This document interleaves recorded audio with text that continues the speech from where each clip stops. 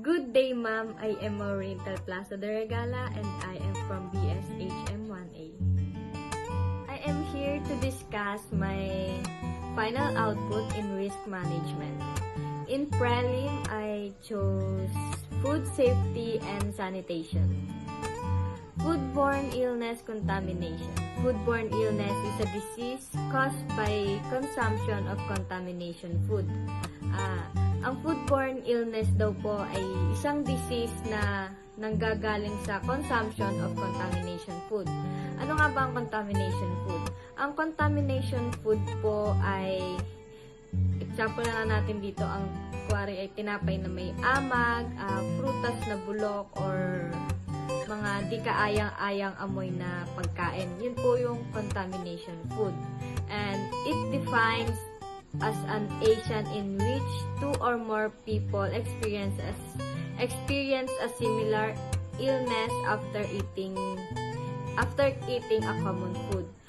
Ito daw po yung mga tao, dalawa or marami pang tao na nakaka-experience ng pare-parehas na sakit after eating ng mga gantong pagkain. And next is microorganism, germs, or microbes. Most common types of food contamination. Microorganism included bacteria, viruses, parasite, and fungi.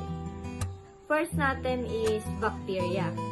Ano nga ba ang bacteria? Ang bacteria po Bacteria are ubiquitous, mostly free-living organism, often consisting of one biological cell.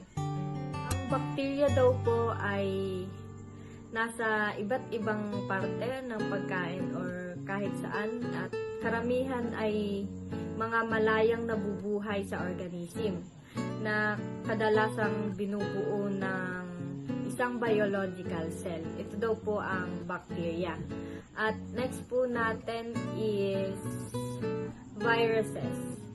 Ang viruses naman po is, example na lang po natin dito ang COVID-19.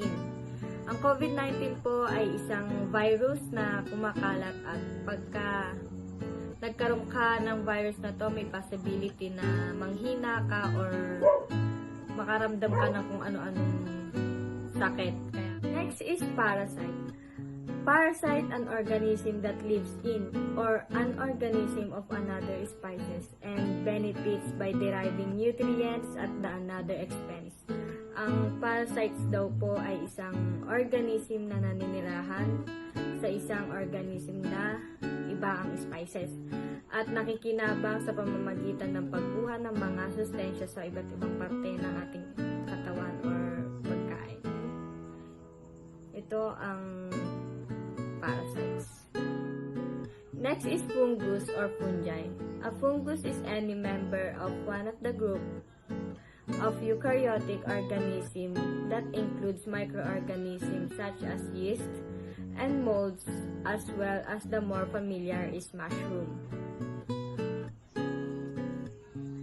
The role of government in food safety. The Food and Drug Administration is responsible for protecting the public health by ensuring the safety, efficacy, and security of human and veterinary drugs, biological products, and medical devices, and by ensuring the safety of our nation's food supplies, cosmetics, and that's all in prelim. And let's go on to midterm.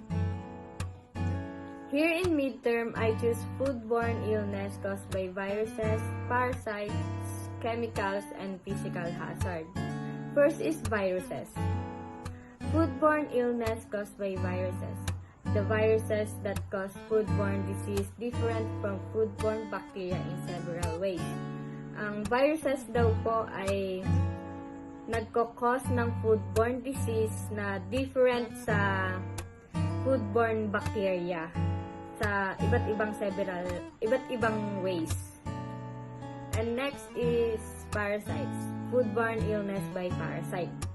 Foodborne parasites are another important foodborne biological hazard. Parasites are small or microscopic creatures that need to live on or inside a living host to survive. Ang foodborne parasite daw ay isang maliit na microscopic na nilalang na kailangang mabuhay sa loob ng isang host upang mag-survive. At ang foodborne parasite ay isang mahalagang foodborne biological hazard. Foodborne illness caused by chemicals.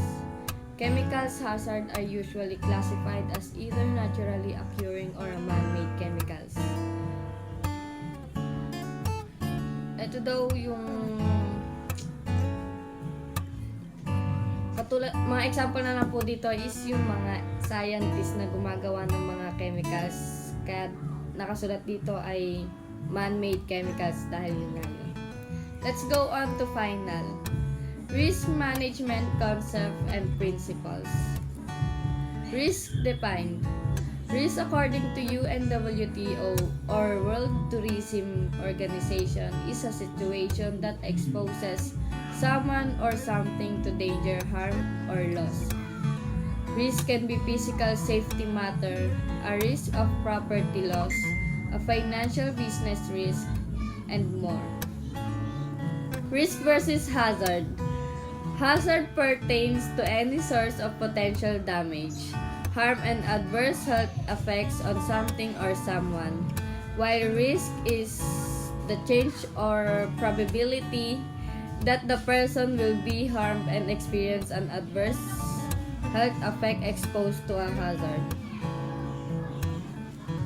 Ang hazard daw po ay isang panganib na tumutukoy sa anumang pinagmulan ng potential damage or pinsala na pwedeng maakapekto sa kalusugan ng isang bagay or isang tao.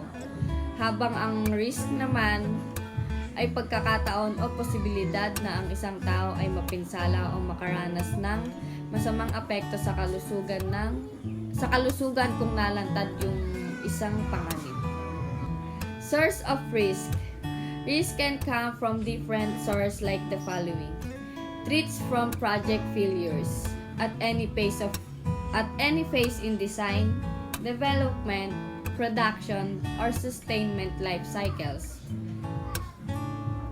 Legal liabilities, credit risk, accidents, natural causes and disasters, deliberate attack from advisory, events of uncertain or unpredictable root cause.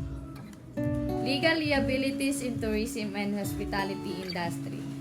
As discussed, the risk may be defined as potential loss or harm to person and property.